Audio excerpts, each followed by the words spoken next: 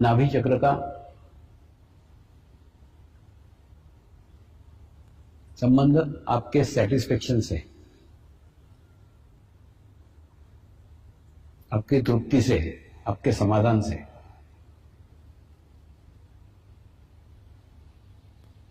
मैं उपभोग का विरोधी नहीं हूं, लेकिन उसी में चित्त डाल के अपने नाभि चक्र को खराब करने के विरोध में हूं। कैसे आपको बताता हूं। जैसे मेरे को कार खरीदना है, मेरे को कार खरीदना है, ऐसे 2 साल तक तुम सोच रहे हो, लेकिन कार नहीं ले पा रहे हो, तो उससे क्या होगा? तुम्हारे अंदर एक अतृप्ति निर्माण हो जाएगी, और 2 साल में अतृप्ति निर्माण होने के बाद में अतृप्ति का स्वभाव बन जाएगा। 2 साल बाद तुम मारुति कार खरीद भी लोगे तो भी तुमको लगेगा नहीं ये तो छोटी है, फिर और बड़ी होना चाहिए। बड़ी भी लोगे और बड़ी होना चाहिए, और बड़ी होना चाहिए।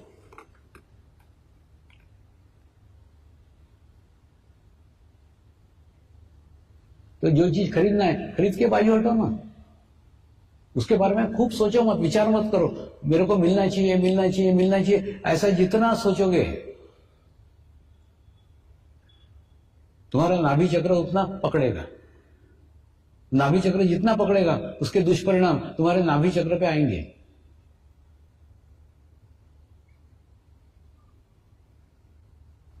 नाभि चक्र का संबंध पति पत्नी के रिलेशंस के साथ भी है। कई पत्नियां मेरे को अपने पति की कंप्लेंट करते रहती है, पति ऐसा है, पति वैसा है। मैं उन पत्नी को बोलता हूं तू उसको छोड़ दे, तू तेरा ध्यान कर, तू तेरा ध्यान करेगी वो ऑटोमेटिकली सुधर जाएगा।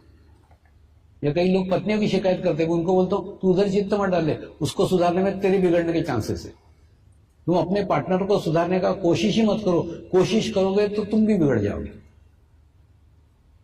सबसे आसान तरीका है तुम ध्यान करो, मेडिटेशन करो। पति पत्नी का संबंध यूट्यूब तरीका है। साइंस के लैब में यूट्यूब रहती कि नहीं, उसके अंदर अगर 100 ग्राम पानी डालो तो 50 ग्राम पानी दूसरे ट्यूब में चला जाता है। तो उसी प्रकार से पति पत्नी का संबंध यूट्यूब जैसा है। एक का स्थिति हो गया तो दूसरे का स्थिति ऑटोमेटिकली हो जाएगा। तुम उसको सुधारने की कोशिश मत करो, अपने को सुधार लो, दूसरा सुधर जाएगा। कैसे? मैं आपको 2 उदाहरणों से समझाता हूं।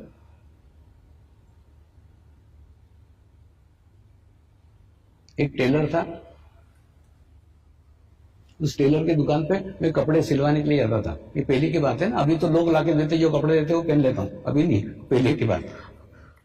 अभी तो सब कुछ भी नहीं है मेरा, लोग जो लाके देते वो पहन लेते। तो वो दुकान पे जाता था तो वहां पे उसकी स्त्री भी खड़ी रहती थी, उससे भी नमस्कार चमत्कार होता था।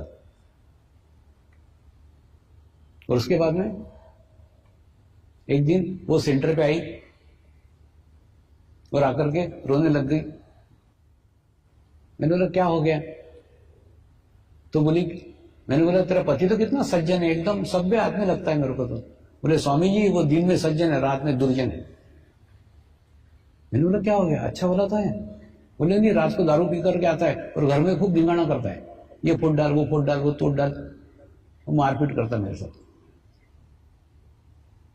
तो क्या करूं? ये मेरी समस्या है। मैंने उसको कर, एक काम कर, तू नियमित ध्यान करना चालू कर दे, नियमित मेडिटेशन करना चालू कर दे, तेरी प्रॉब्लम दूर हो जाएगी। तो बोले मैं ध्यान करूंगी पति की शराब छूट जाएगी। मैंने क्या, बिल्कुल स्टैम्प पेपर पे लिख के देता हूं, मेरे को छूट जाएगी।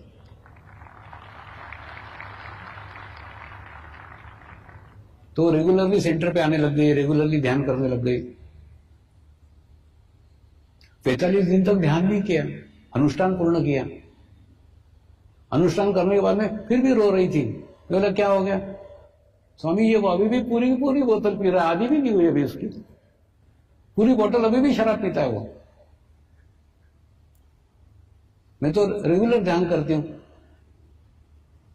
मैंने उसको कहा तू ध्यान करती है लेकिन तेरा चित्त तो शराबी पति में है ना। अब तू बता, तेरे ऊपर तू इत्र की बोतलें डाल रही है, और तेरी नाक तूने गंदे नाली में डाल के रखी, तो तेरे को बदबू आएगी कि खुशबू आएगी? तो बोले बदबू आएगी। मैंने बोला क्यों? क्योंकि मैंने नाक जहां से खुशबू या बदबू आती है वो नाली में डाली इसलिए। बिल्कुल ठीक ऐसा ही 45 दिन के ध्यान करके तो अपने ऊपर अच्छा वाइब्रेशंस ले रही है, लेकिन तेरा चित्त कहां है? तेरा अटेंशन कहां है? वो शराबी पति में। तो जब तक तू उसमें से चित्त नहीं निकालती, उसकी शराब नहीं छूट सकती। फिर उसके कुछ समझ में आया, उसने पति में से चित्त निकाला और ध्यान करने लग गई, मेडिटेशन करने लग गई।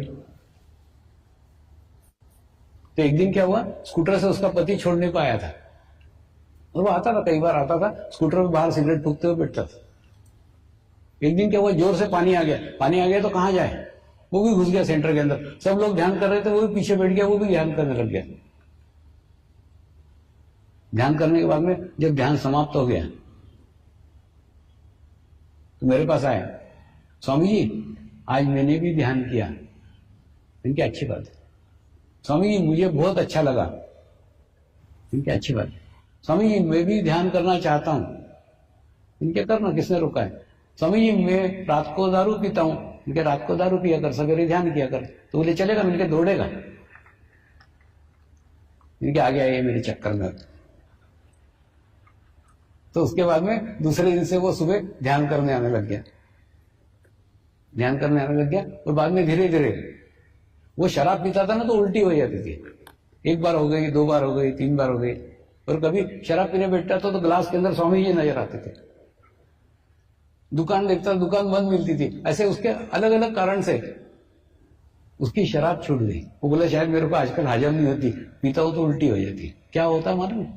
जब आपका नाभि चक्र विकसित हो जाता है ना, कोई भी विजातीय तत्व जो शरीर के लिए उचित नहीं है, तुम लोगे तो वो बाहर फेंक देगा, आपको उल्टी करा देगा। तो उसका नाभि चक्र जैसे विकसित हो गया, उसने वो ये कर दिया, उसकी शराब पूर्णतः छूट गई। माने पत्नी ने ध्यान किया तो पति की शराब छूट गई।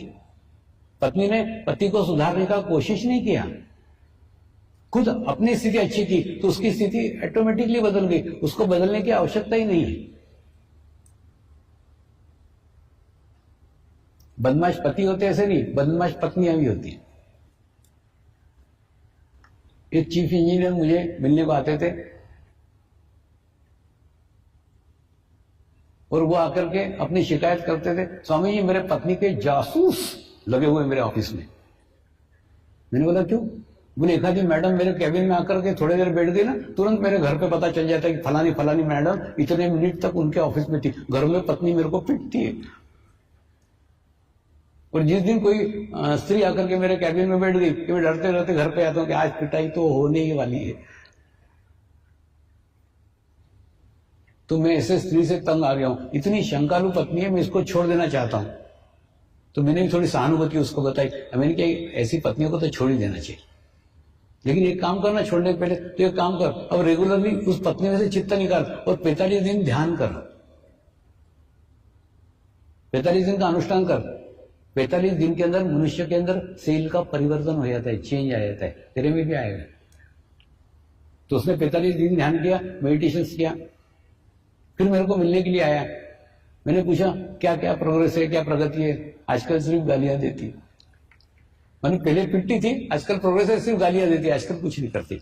लेकिन जब हमने वो स्थान छोड़ा, वो जगह छोड़ी, तो उसकी पत्नी भी मिलने को आई थी, स्वामी जी मैं भी ध्यान सीखना चाहती हूँ, मैं भी मेडिटेशन सीखना चाहती हूँ।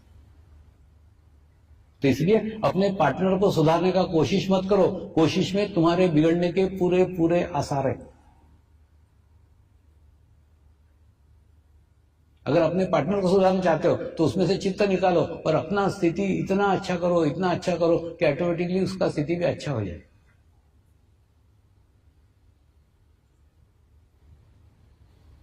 इन नाभि चक्र पे से याद आया,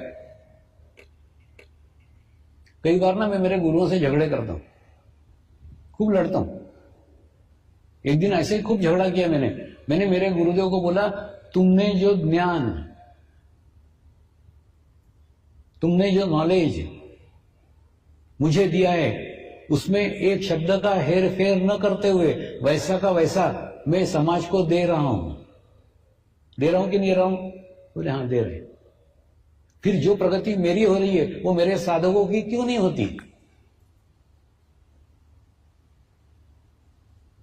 या तो मैं बराबर नहीं दे रहा हूं तो वो मुझे बताओ कि मेरी गलती हो रही है, और अगर मैं बराबर दे रहा हूं, मेरी गलती नहीं है, तो फिर वो बताओ कि मेरे साधकों की प्रगति क्यों नहीं हो रही है। मेरे साधकों की वैसी प्रगति चाहिए जैसी मेरी हुई है।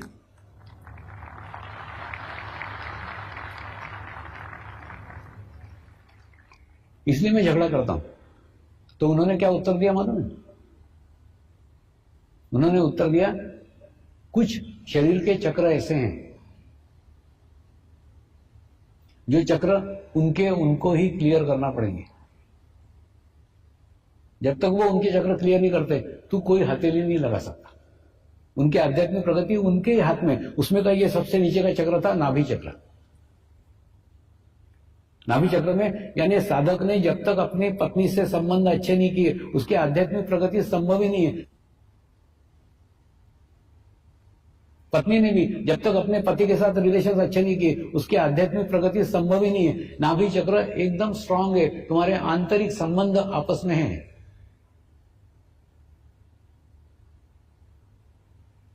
तुम्हारी आध्यात्मिक प्रगति उसके ऊपर डिपेंड है, तुम्हारा पत्नी के साथ कैसा रिलेशन है, पत्नी तुमसे खुश है कि नाराज है,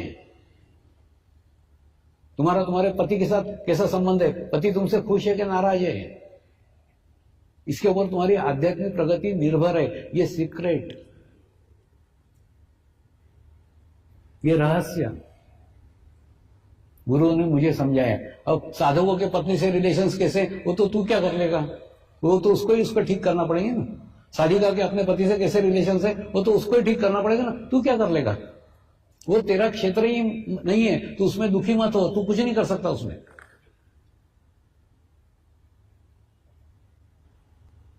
ऐसे ही दूसरा एक चक्र उन्होंने बताया, हृदय चक्र। हृदय चक्र संबंध तुम्हारे मां और तुम्हारे बाप से। तुम्हारे माँ बाप तुमसे कितना खुश है, तुमसे कितना प्रसन्न है, उसके ऊपर तुम्हारी आध्यात्मिक प्रगति निर्भर करती है। आध्यात्मिक प्रोग्रेस निर्भर करती है। तुम्हारे माँ बाप तुमसे खुश है या नहीं है। अगर जीवित है तो उनको खुश करने का प्रयत्न करो, प्रसन्न करने का प्रयत्न करो, और नहीं है तो उनके लिए प्रार्थना करो, उनके लिए प्रेयर करो। जो कुछ तुमसे गलतियां हुई तुम्हारे जीवन काल में, उसके लिए क्षमा मांगो, माफी मांगो। माँ बाप परमात्मा का रूप होते हैं, वो आपके सभी गलतियों को क्षमा करने में सक्षम है। माँ बाप से तुम्हारे कैसे रिलेशन है, उसके ऊपर तुम्हारा हृदय चक्र निर्भर करता है। हृदय चक्र पकड़ेगा। और दूसरा, ये कहानी किससे नहीं है, ये मेरे जीवन के जीवंत अनुभव है। जब मैं इस मार्ग में आया ना, तो वो हादसे को समझ करके मेरी मां चल बसी, लेकिन मेरे पिताजी से मेरे रिलेशंस अच्छे नहीं थे। अच्छे नहीं थे मतलब ये मार्ग में आया वो उनको पसंद नहीं था। पहले उन्होंने समझाया, बाद में गालियां दी। तो उसके बाद में जब मैं कोई जंगली लोगों को सिखाता था तो बोलते थे, अंधों में काना राजा, वो जंगली लोगों को कुछ आता जाता नहीं है, तो कुछ तो भी बड़बड़ करता है, वो तेरी सुनते बैठते। उसके बाद में फिर मैं लंदन जाने लग गया, फ्रांस जाने लग गया, जर्मनी जाने लग गया। फिर धीरे धीरे ये सब देख करके उनके अंदर बदलाव आया, उनके अंदर चेंज आया। वो बोले, तेरे ही अंदर कुछ तो भी है, जो इतने सारे देश तेरे को बुलाते हैं, लेकिन मेरे समझ में वो नहीं आ रहा है, तेरे अंदर क्या है।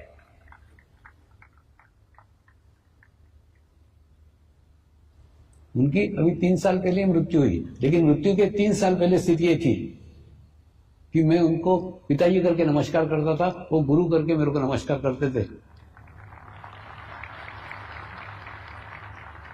मैंने जो बाप जीवन भर विरोधी रहा हो,